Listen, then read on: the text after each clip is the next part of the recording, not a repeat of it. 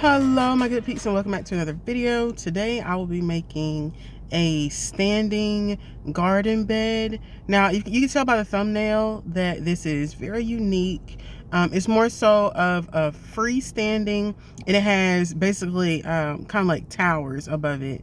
So I'm basically cutting off all of the pallet pieces on the front, and I'm making kind of like almost like a shelf or a basket to hold the upper layers, where I'm gonna have like a lot of my smaller vegetables like my peppers and stuff like that. So I'm gonna be using my nail gun to nail these pieces in place. And here you can see I'm just doing a rough cut to fit snug. So I'm gonna have basically 2 floors up top, and then the bottom is gonna be a big bed. So these pieces, all of this is just scrap pallet wood, and I'm gonna have the bed at the bottom. It's gonna be about maybe 14 inches out, and basically the width of the pallet, and you'll see that in just a second. So I'm just screwing the pallet pieces into place on the sides. Again, those are about maybe 12 or 14 inches, and then I'm gonna have longer pieces going the length of the pallet. And all of these screws are screws I already had on hand. It's some outdoor screws, and I'm just gonna pre-drill it and then screw in the outdoor screws. And I got those 3 pieces are just the braces to help the smaller pieces that are not full length to fit appropriately. So once I have those little braces in place, I'm gonna go ahead and screw the front pieces of wood in place. So these are maybe about 12 inch, I'll say more about like 8 inches high. So I got just another scrap piece of the pallet wood, and this is what's gonna hold the bottom piece in place.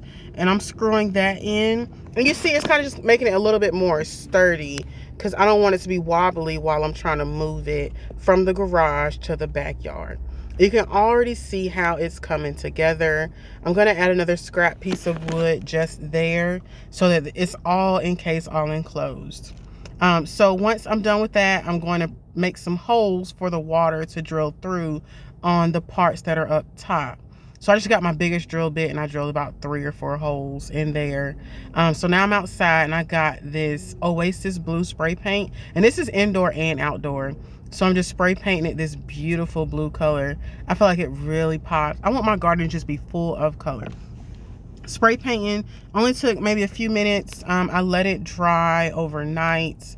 And once that's done, I got some chicken wire, and I'm going to use that on the bottom to keep any critters that may crawl underground from getting through to my vegetables.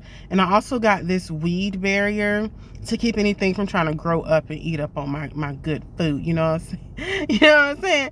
So I went ahead and got my staple gun, stapled that in place. And my daughter, she is gonna get the dirt. I had some leftover dirt from another project, and we're gonna fill that on the inside. And there we have that. There, it's just the flower and vegetable soil. So I threw that in there. We made it nice and even. And I actually did this part maybe a couple weeks later. So I already had vegetables going through from up top. And here we're planting some cucumbers and some tomatoes.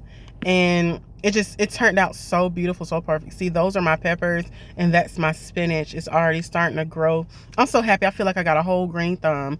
And there is some lettuce as well. I hope you all enjoyed the video.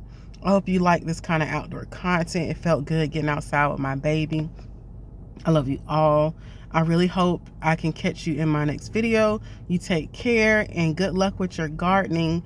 All right, I'll catch you all in the next one. Bye.